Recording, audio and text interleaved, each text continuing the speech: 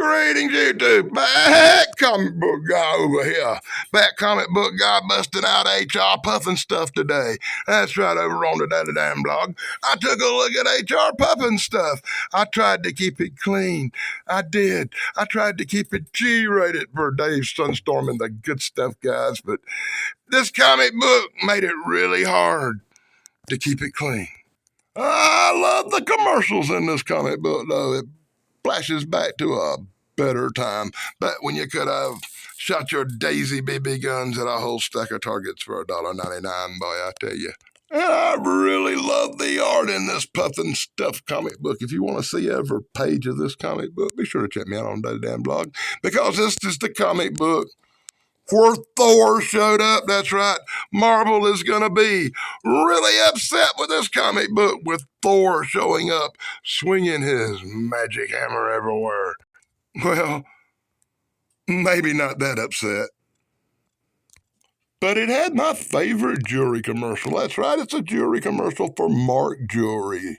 Mark Jewelers. Have you ever heard of Mark Jewelers? Well, if you paid all this money for these rings back in 1972, I have no doubt your dumb ass was a mark. Squeal like a pig, Thor. Squeal like a pig. Finally found a commercial I probably missed. That's right. You could have had 88 posters, your choice, all full color and different, for 65 cents. How did I miss this? I can't believe it. The one I didn't miss, the one that got me, was I ordered these things, these nasty, smelly shrimp. I wanted to see this, and instead I got little floating, stinking boogers. Once again, let me point out that even though it's 1972, the art in this comic book is really good and does look a lot like the TV show. And you could have had whatever in the blue hell this stuff is. It's incredible applets. I still hadn't figured out. I think they're pendants or something. I don't know. It says 4 pieces. I don't know how. I don't have no clue what these things are supposed to be. And it don't really tell you. And I didn't like baseball too much. So I didn't have the Johnny Beans magnetic baseball game. I heard of it. I've actually seen it. Heck, I even played my friends, but I didn't like it, and I didn't have it.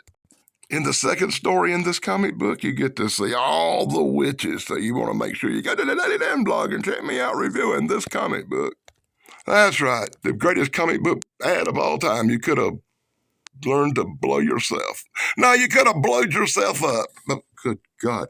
You could have had a picture of you blowed up to poster size, your very own posters of you. Hell, you even could have had your picture miniaturized and put in a really cool watch. So, if you were around in 1972, let me know in the comments below if you blew yourself up.